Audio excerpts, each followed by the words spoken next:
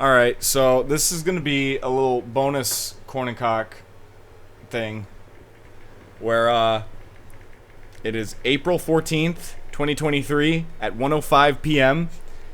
And we just spent the last 77 minutes, give or take, listening to the new Metallica record.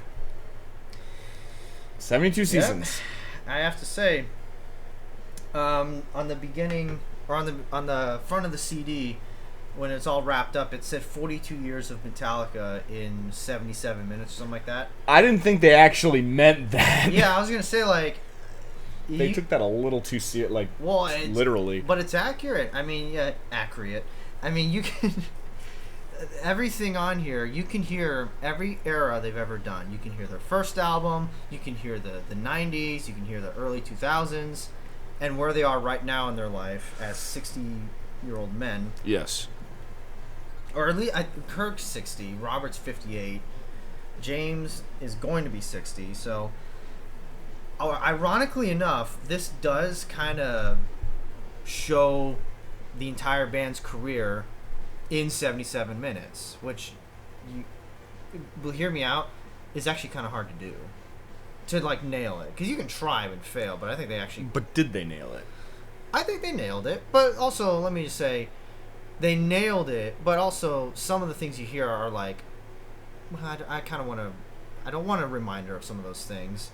Kind of like, there were some load and reload, moments, and there were Bleeding Me moments. Mm-hmm. Well, you like that, but then there are others where you're like, I thought we were kind of past this, guys.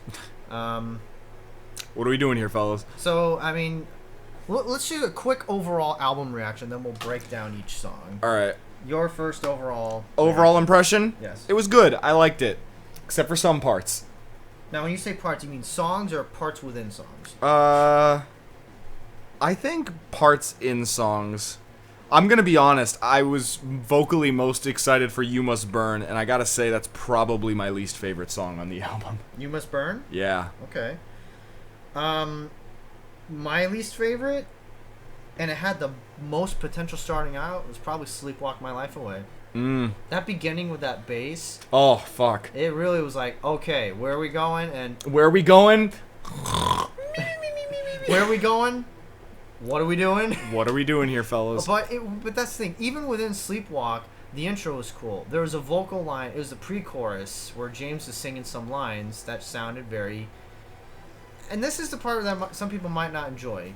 Some parts on this album, James is singing with a more bluesy, kind of that load thing. Yeah, he's like, yeah.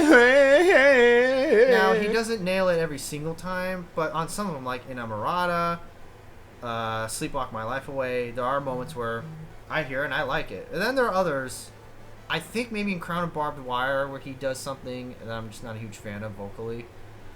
And even musically, I didn't hear...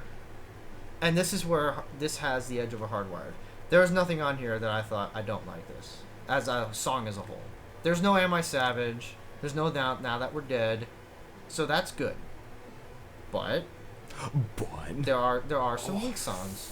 Fuck, my back. You alright? Yeah, no, I'm fine. We were kind of messing up our back listening. Oh, yeah. Oh, yeah. Oh, I gotta do some calisthenics. Oh! Anyway. Let me just say, You Must Burn's not perfect. I did like that main riff. And I did kind of like the stompy feel and, the You Are the Witch, You Must Burn. I was expecting it to be a lot faster and a lot more intense. See, this is the lame part, because when I was reading reviews, I knew people were literally saying this is like the sad but true, so I kind of... Yeah, but even sad but true, you can like rock out to that. I don't really feel like you can rock out to You Must Burn. Well, let's say the whole song, probably not. That main riff, I can. But, you can't have one riff for the whole song. Yeah. Unless it's Hardwired. But, hey, Hardwired's 3 minutes. This is 7 minutes long. Mm-hmm. So, should we go through every song individually? Yeah. So, let me ask you this. What's up? I'm not going to ask you, does it beat Puppets or Lightning? Because I think I already know the answer. Does this top Hardwired?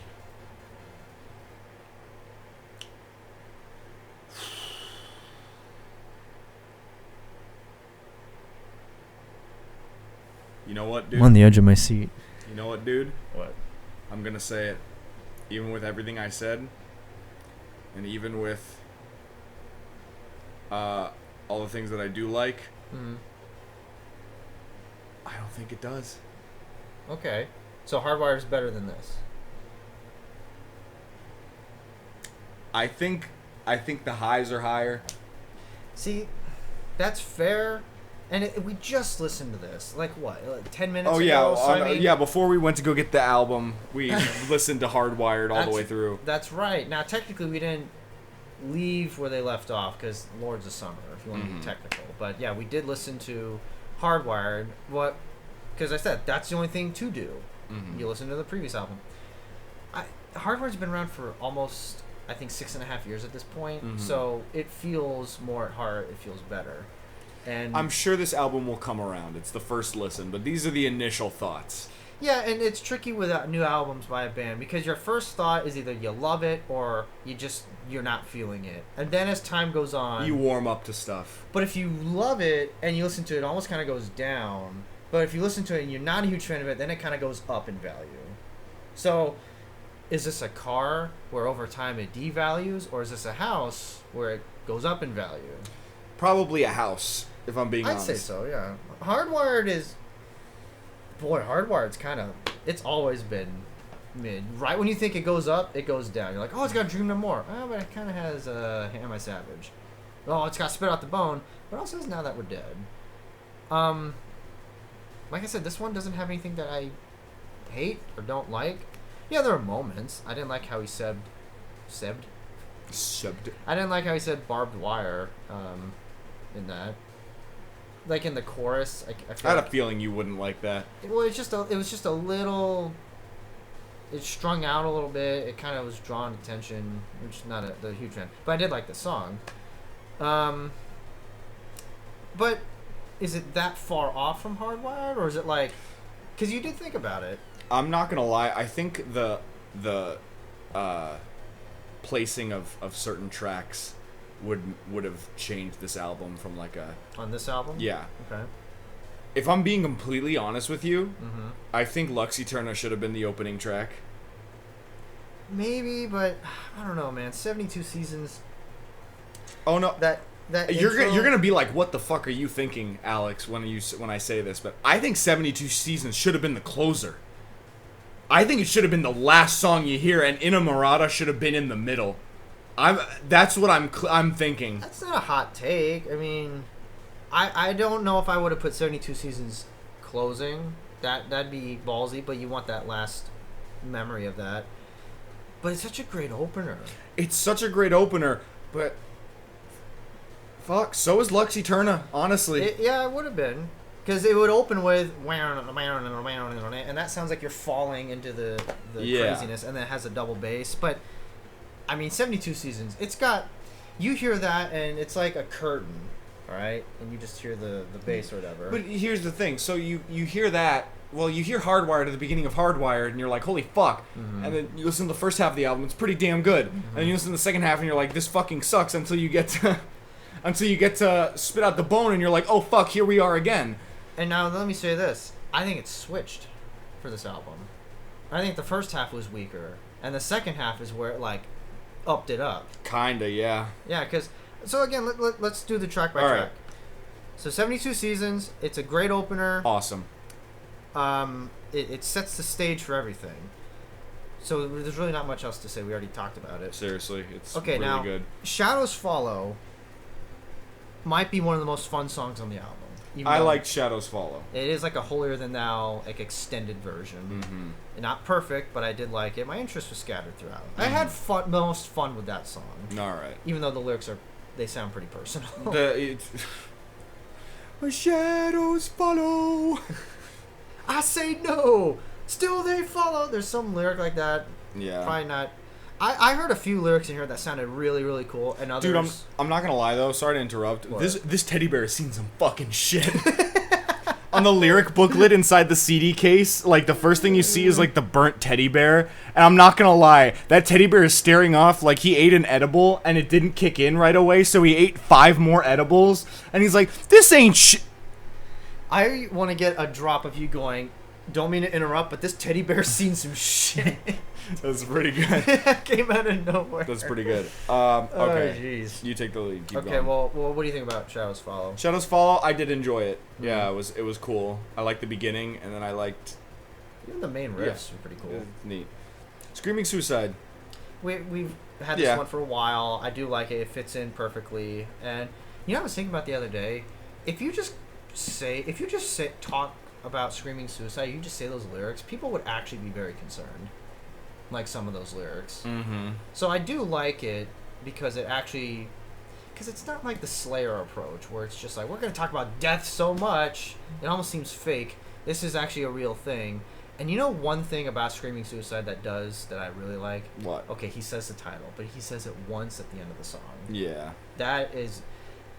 But with that said, the main chorus of, my name is Suicide, I feel like it's a little... leaves you wanting more.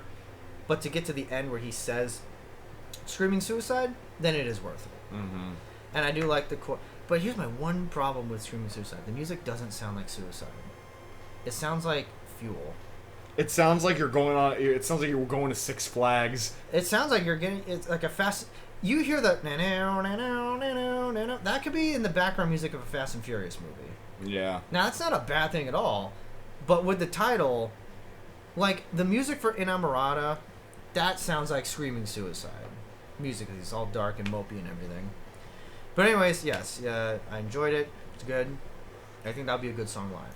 Sleepwalk My Life Away.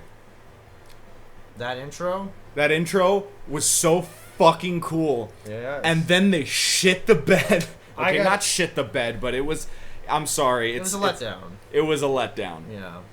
Like I said, the pre-chorus, I gotta learn the lyrics, but the way James sings it was good. I really enjoyed that.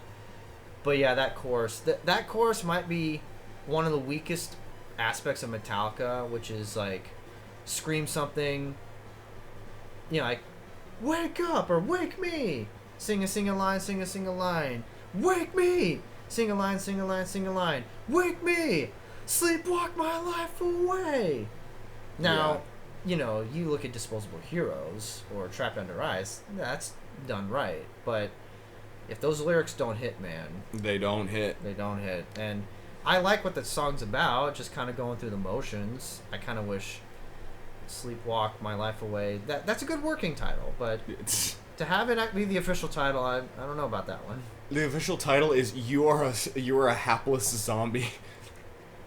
I don't know. What would you have called that? Because I like the word sleep, but they already did Until It Sleeps, so you can't use that word too many times. I would have called it Dr. Sleep and called Stephen King and be like, hey fam. I mean, honestly, that's... You know why something like that would have been cool, especially if he didn't say that, is because it's different. Mm. Can you imagine if they did call it Dr. Sleep and we're like, how's he going to say this? And he doesn't say it? It would have been cool. Yeah. I want to go back and listen to that one again, because and Robert had a co-writing credit on this. You can totally hear that in that intro with that bass.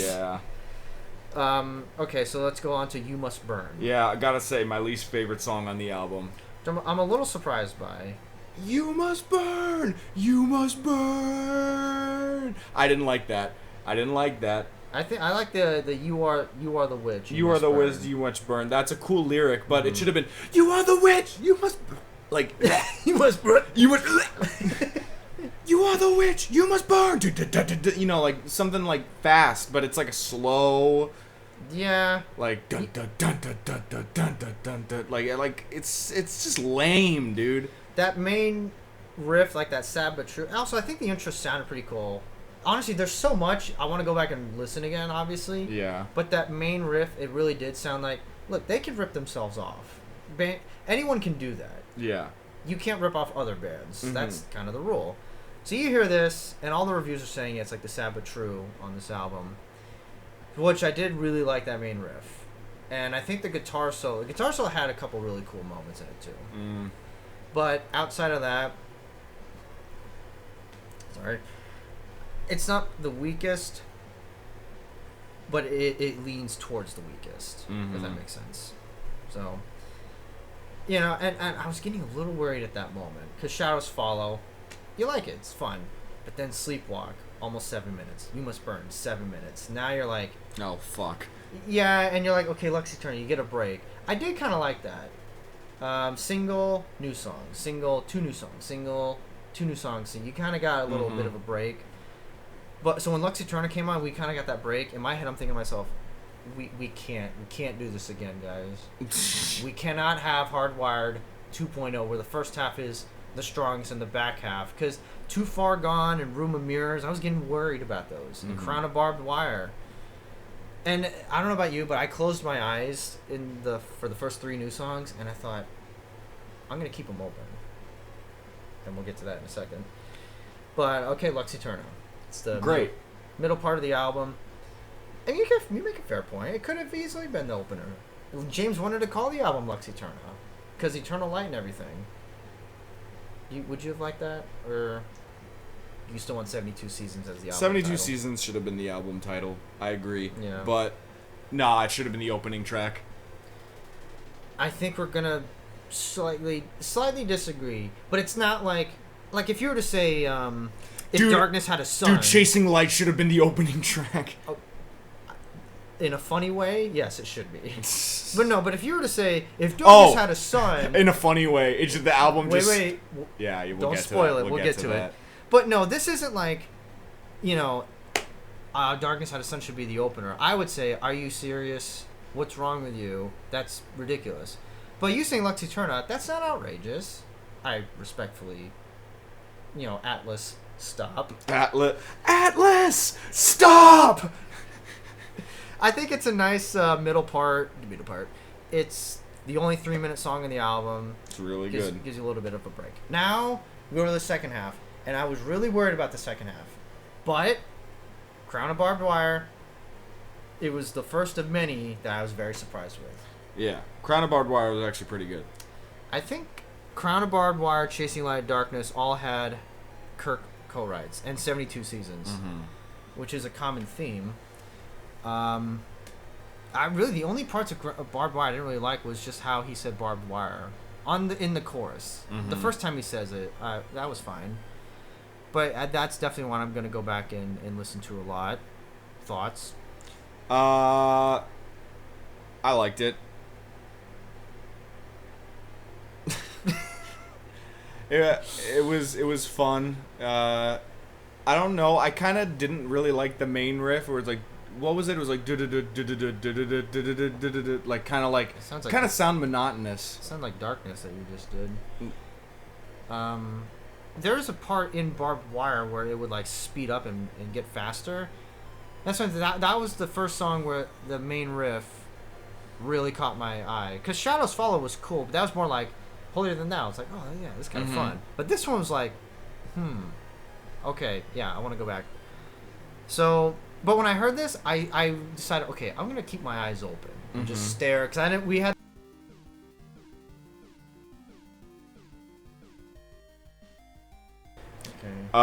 Yeah, sorry for that abrupt cut. Something happened with our bullshit. Anyway, we're back. So, get off your phone. I'm responding to my dad about the album. Okay. I'm just asking him, because he's heard one song. He heard Chasing Light. What about everything before and after it? So I'm asking if he's heard the whole thing. Oh, Dad, you didn't listen to the whole album?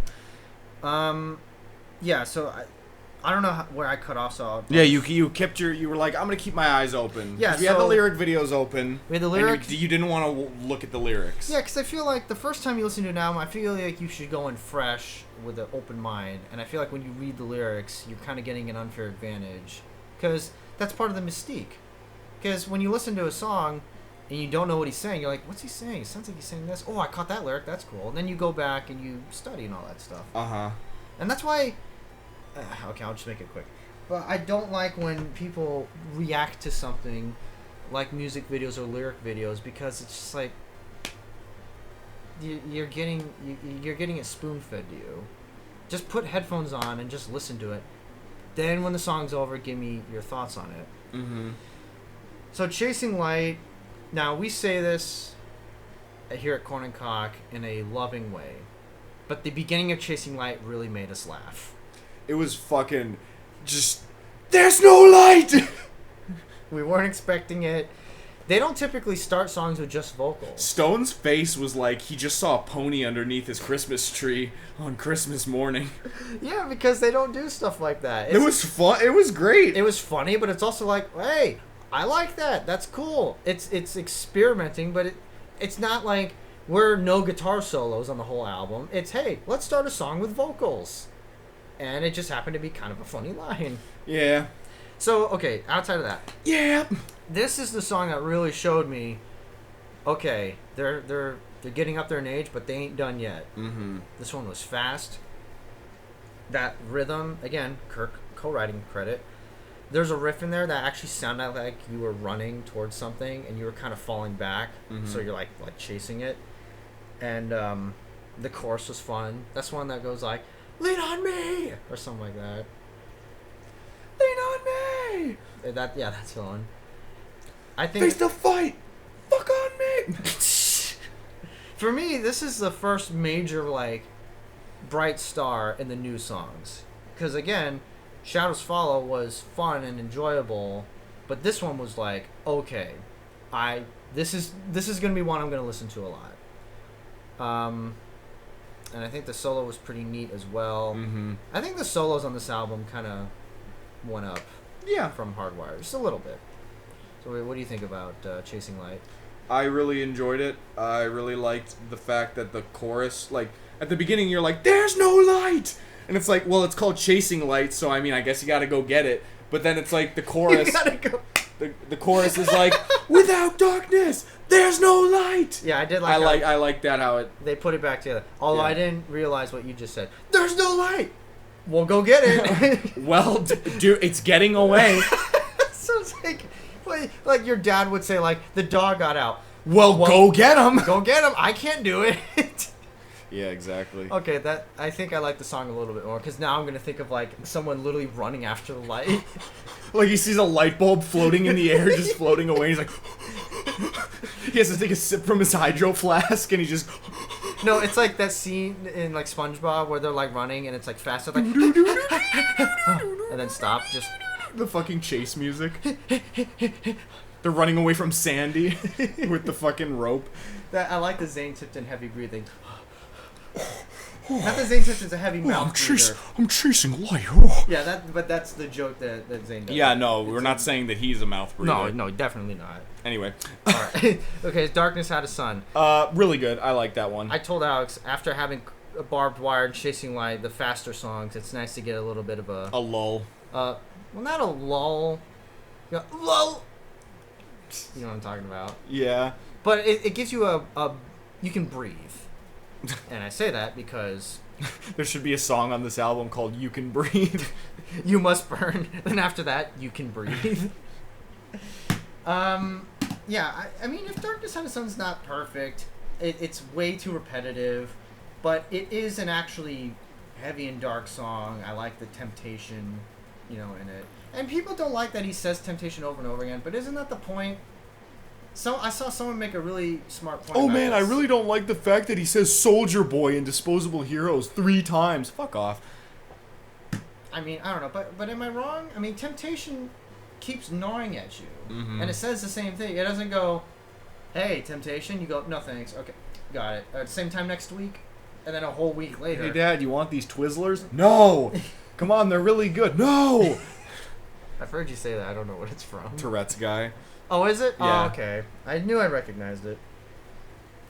So anyways, you get a breather. Mm-hmm. Because then... 3 new songs. I will admit, I completely misjudged the next 2 songs. Too Far Gone, with a question mark. Right before it came on, I told Alex, I said, I got PTSD from question marks because of Am I Savage. So I wasn't really having too much. And it just starts, and it just kicks your ass. And I did like the chorus, because the chorus might be a little cheesy, because it's something like, I'm too far gone, I'm too far gone. And then he ends it with, am I too far gone to be saved? to be saved? And then it's like, the next day I will be saved. Yeah. Yeah. and then he says, haha, and then they keep going. He does his Zane Tipton, But then he I think at the end he goes, "I'm never too far gone to be saved and get through the next day or whatever." Yeah. And it's a 4.5-minute song. It was a good one. Yeah, it gets to the point, and this happens when you listen to it over and over. You know it better, but it felt like, I'll say this at the end too, but it felt like there was a lot of riffage in here throughout the whole album. Riff engine.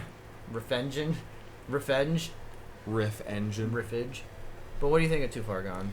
You seem to perk up during this one. Oh yeah, no, it was like a breath of fresh air. Mm-hmm. Yes, because Chasing Light was already like it was like, all right, cool, and then it's like Darkness Had a Sun. It's like, cool, but we've heard this before. Mm-hmm. And then it's like, all right, sweet. Too Far Gone? No, I'm right here. And I'm listening to this album, and it sounds pretty good right now. Yeah, and then that leads into Room of Mirrors. Honestly, a sleeper classic. Right? That's what I'm saying. Room of Mirrors, you'd think it would be some like bullshit. It's fucking good. It really is. Room of Mirrors is like the player on the team that never gets the credit he deserves, but always comes. It's like a song that's like called Doo Doo Pee Pee Caca, but then you listen to it and it's like Through the Fire and the Flames. You're like, fuck. You know what it's like? Luxie Turner might be Tom Brady. Like, oh, Tom Brady, quarterback. But Room of Mirrors is Bill Belichick. Room of Mirrors is calling the plays. Like, if you take Room of Mirrors out, there is no 72 seasons. But, I mean, honestly, the intro to Room of Mirrors sounded mysterious. It sounded kind of like a David Lynch. It almost sounded like a fun house. Like you're like. Yeah, it kind of sounded like Lost Highway, a little bit mysterious, but it sounded kind of sly and sexy. Like there's this mysterious woman, and you're like, I don't know if I should get involved, but I'm very. Is that a ring on her finger? Is she married? Or what is it? Blue Velvet. Is it Blue Velvet? Yeah, Maybe that's the one I'm thinking of. Uh-huh. And then of course, I don't really know if it's a spoiler. But we're listening to it, and it's fast, it's kicking ass. And we get to the end, or towards the end, and I can just feel, you listen to music for so long, you can kind of get a second sense, or sixth sense, whatever it is, when you think something's about to happen. And I thought to myself, this sounds like double bass could be here, or it could be coming up. And I looked at Alex, and I'm like, do you think he's going to? And you gave me a confused look, like, what are you talking about? And I'm like, I don't think he is. And then I think you got it. Did you know what I was talking about? Maybe. Okay, because then another section kicked in. Because this one sounded like Atlas Rise a lot. Is this the one, or is it Too Far Gone? One of those two sounded like Atlas. Yeah, one of them was like basically Atlas Rise plus. I think it was Too Far Gone. But it was still good. Yeah. Again, you can rip yourself off as long as it's different. But no! You know, Too Far Gone sounded like Atlas Rise Plus, and then Room of Mirrors sounded like an altered version of Lords of Summer. That's the one. Yeah. So then, but then the double bass kicked in. Yeah, the double bass, and That's what I was talking about. It's almost sounded like Spit Out the Bone fucked. Where are you going with this? It's like it had a baby with Lords of Summer. And made this song. Okay. And it's really good. Yeah. Because those are both really good songs. And when the double bass kicked in, because I was in the process of raising the white flag of, okay, he's not going to do the double bass. And then it kicked in. And I'm like the madman. And then it stopped, and then it went again. Yeah, then he did it again. Now, is he going to play it live? No. No, fuck no. At least we got it. Sorry, Lars. I'm sorry. Well, actually, Lars. no, I'm not sorry. You're gonna listen to us and be upset about it, dude. You're a millionaire. we're two nerds on the internet. Don't fucking. So I have to say, the Chasing Light, Too Far Gone, Room of Mirrors. If those three were back to back to back, man, that would have been something. And now we get to the album closer and potentially last Metallica song we ever hear is Inamorata. Well, new Metallica song we ever hear. New Metallica, yeah. That's how you say Inamorata? Inamorata, I think. Yeah. I gotta be honest, I thought it was a letdown. It was a letdown in the sense of you're going out, how do you want to... The last thing people hear before this might be your retirement song or album is this... And in some ways, I really enjoyed it. But I have to be honest, in another way, it is kind of like, but you want to go out guns blazing. And this almost kind of sounded like mopey, and but that's not necessarily a bad thing, because let me ask you this, Alex. If this song was in the middle of the album, would you have not liked it as much? I think I would have been like, can we get on with it? But I don't think I would have been like disappointed with it. Or is it because... I'm pretty sure it's because I was expecting it to be like some grand finale. And it really... Do you like the idea of it? Okay, thanks. No, keep going. Yeah, I don't know. Right before we started recording, Stone went to the r/Metallica subreddit and pulled up a picture from Family Guy of Noah on Noah's Ark with an elephant, a giraffe, a tiger, and like a sheep. Yeah, and the sheep said "Fixer." Okay, no, it was a donkey, a penguin, an alligator. Well, okay. So there's a bunch of animals, but one of them says "Fixer." Wait, let me see. Okay. One of them says "My Friend of Misery." One of them says "Orion," and the other one says "Halo on Fire." And Moses is just, or Noah is just looking at this fucking like horrible abomination of like, it's like a chimera of all the different animals, and it says Inamorata on it, and he's going, "What the hell is this?" Because it's kind of true. It kind of feels like they went back to 90s Metallica, which isn't necessarily a bad thing on the offset, but then it was just like, there was no build-up, there was no like real loud like energetic part. It was all just kind of like very the same tone the whole way through, except like near like the middle where they like went down and then came back up. Yeah. And that was very Unforgiven 3 of them. But Unforgiven 3 though. Unforgiven 3 kicks ass. If you are gonna do one of the Unforgivens, we here at Kn'K say do Unforgiven 3. Yeah. So, yeah. We say do Unforgiven 3. Anyway. I think, like I told Alex, this could be it. To me, it sounded like a sad farewell, like, and I did kind of get a little sad listening to it, because it did sound like, a curtain coming down on, because this could be it. Yeah, they're gonna go on tour for at least the next 2 years, or this year and next year, but they're probably gonna extend it at least another year. Mm-hmm. But it is, they can't keep doing this forever.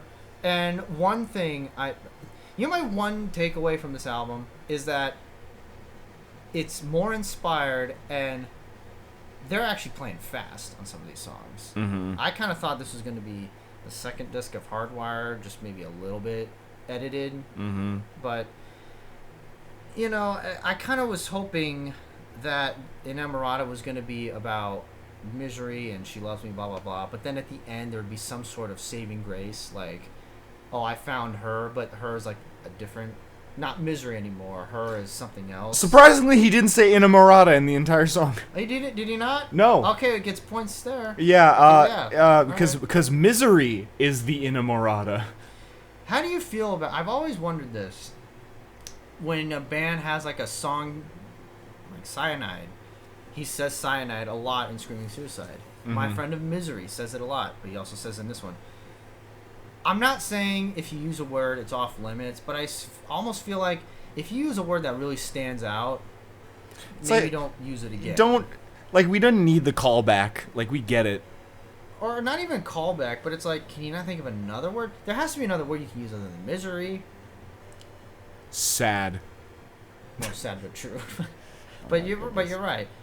You know what I'm saying? It's like, I'm not saying don't use the word cyanide, but, to say it over and over again. Misery, over and over. I've already heard what if you're listening to Metallica on shuffle, which can be a dangerous game, and My Friend of Misery comes up, and the very next song is Inamorata.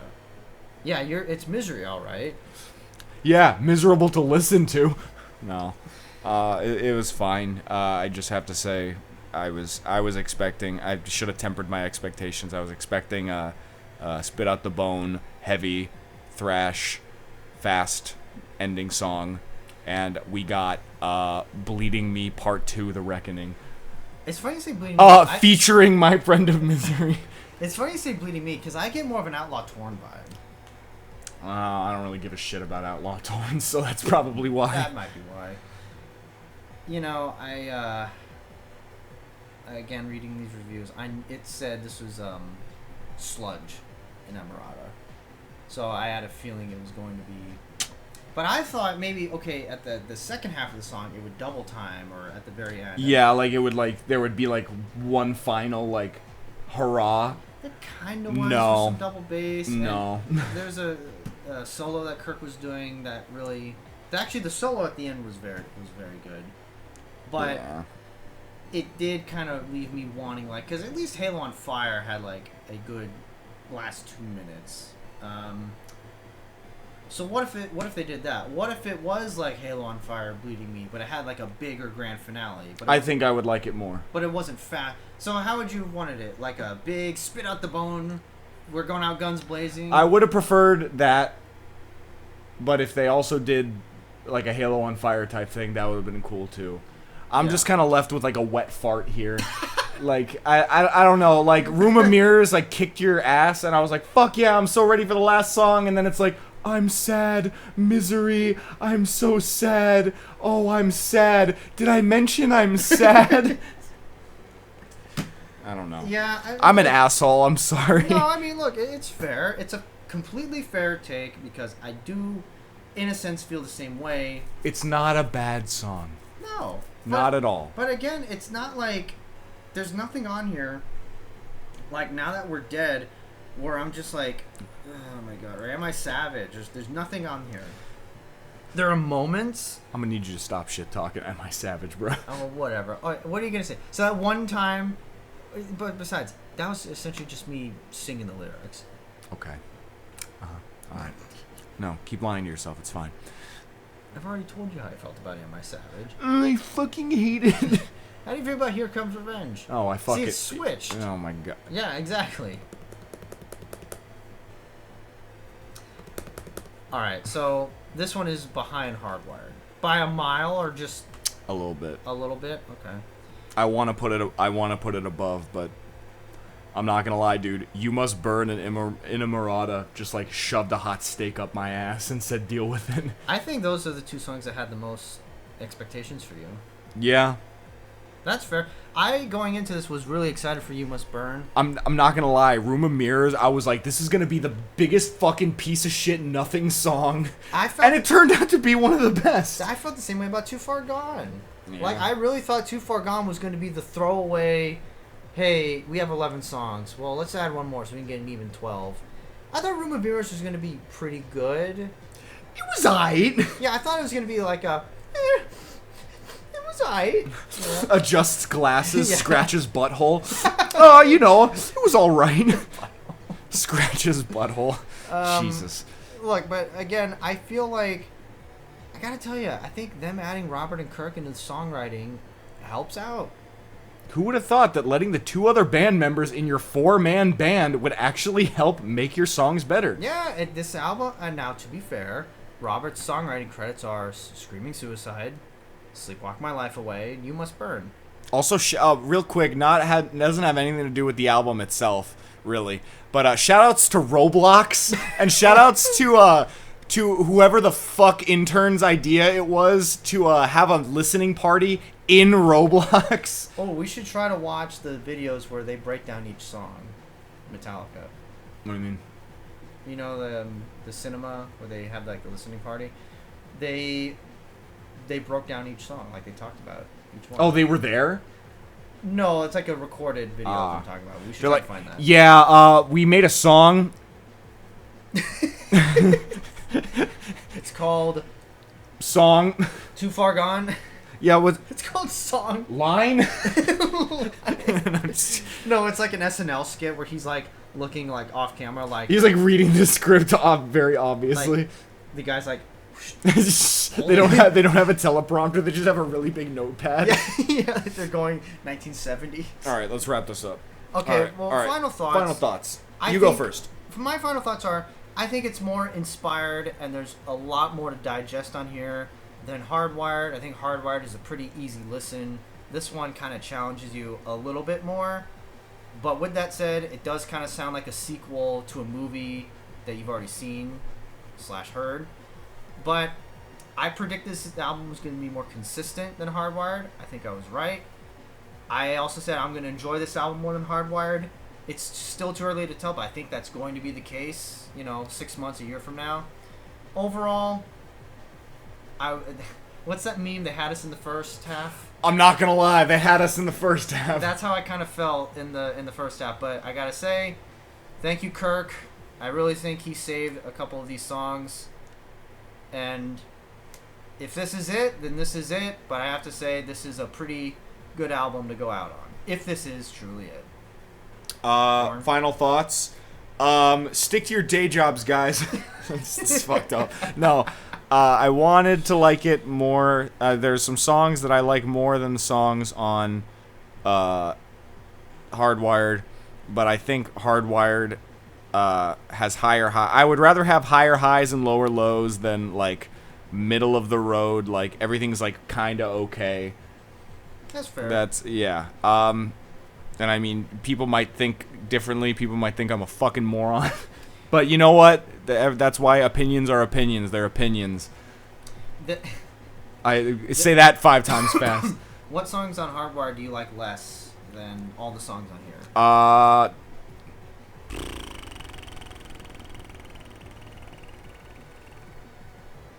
Probably Confusion, Man Unkind. Now That We're Dead. Here Comes Revenge and Murder One. Now That We're Dead? Honestly, Now That We're Dead is not like I don't hate it that much. Yeah, I don't even hate it. It's like it's just weak. Dude, weak. Do you think Greg Feidelman was like?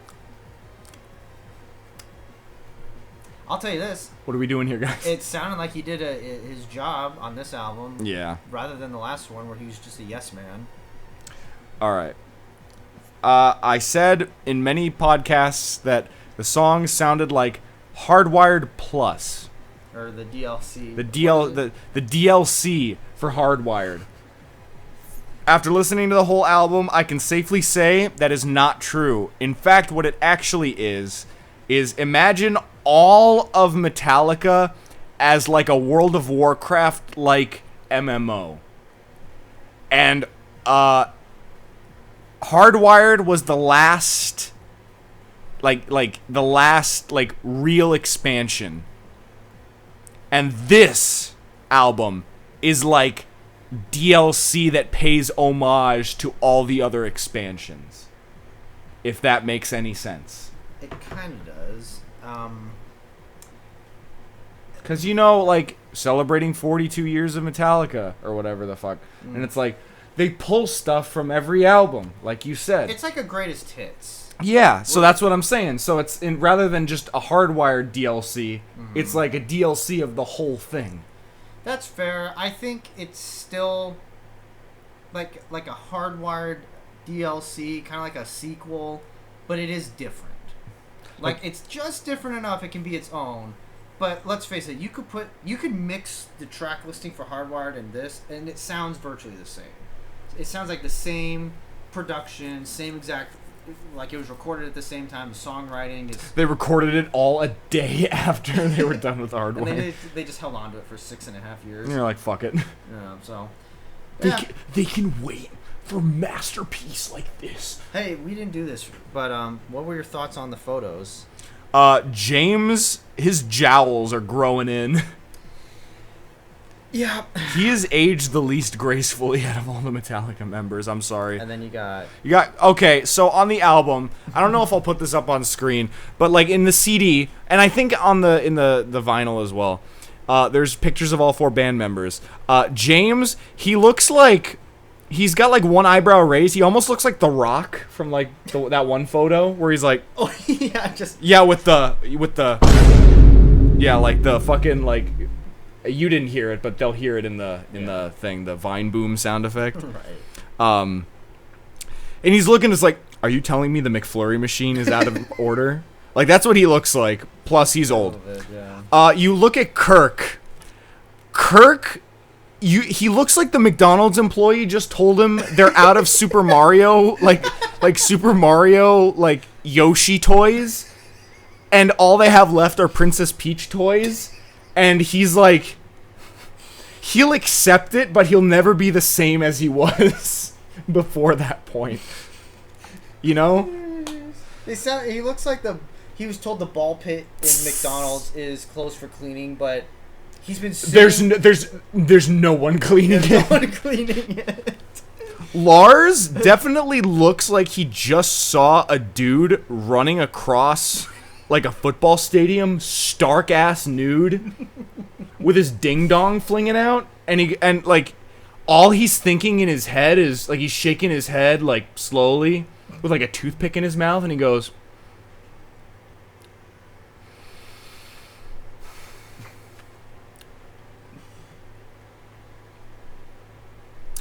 "That was not a fart." I liked your first response before when you saw it. And what was my first response? I forgot. You like, Lars looks like he's saying, "Was that a nuclear bomb that just?" Oh yeah, like he's in the middle of the desert walking around, and he accidentally came across a nuclear testing site. He sees the flash, and rather than like show any emotion, he's just like, "Come at me, bitch." What is this, Indiana Jones 4? And the nuke, the fridge nuke. And then you and then Robert. Robert's is the most normal out of all of these. Well, it's also the coolest. Yeah, it's also the coolest, but he does look like he asked for no pickles, and they still put pickles on his burger. And he's going back up to be like, "You did hear me, right? Okay, now to be Let's fair, try it again." To be fair, anybody would be upset if they said to somebody, "Hey, don't do this," and then they did it. They would give that same look of like, I mean, yeah. What are we doing here? I mean, yeah. All right. Hopefully you thought that was funny. Yeah. We thought that was funny. If you put the photos up, I think it'll be a lot funnier. Yeah, you know what? Yeah, I'll do that. If you leave it to the imagination, I don't think people would find it as funny. Oh, and by the way, just when you put the album... Oh, yeah, when you put the album... So the CD cover basically has 72 on the back, but it's like serrated. It's in like sections, so it looks like jail bars. If you fold up the album and put it back in, it looks like James is like sad. He's like he's like behind bars. He's like, "We stole a balloon." Yeah, on Free Balloon Day. We stole a Metallica album. Yeah, on National Free Metallica Day. On National Napster Day. No, jeez. Oh my goodness. All right. All right. Well, I think we're pretty much. I think we're done here. I think we're done here. Yeah. All right. So. All right. Well, overall, good album. Glad I listened to it with you. Yeah, it's enjoyable. You're gonna remember this for the rest of your life, and you're gonna tell Alex. For better or for worse. You're gonna tell Alex Korn Jr. Yeah, in a Murata, stay away from that shit. What the hell is this? Oh my goodness. I mean, we'll talk about it more on the next podcast. Yeah, but all right. Thanks for tuning in. Yeah, whatever. Bye. I'm sorry. Wow. Thank you for listening. Rude. Thank you for listening. Wait, we appreciate it. Oh yeah, we're not doing the jump. Oh no, we can't. Oh, well, we wouldn't be able to hear it. Okay. All right. Well, I guess. Well, that's our thoughts on Metallica. If you didn't like it, suck a railroad spike. And if you did like it, subscribe. And we will make sure to only talk about Metallica and not other stupid shit. Okay, bye-bye.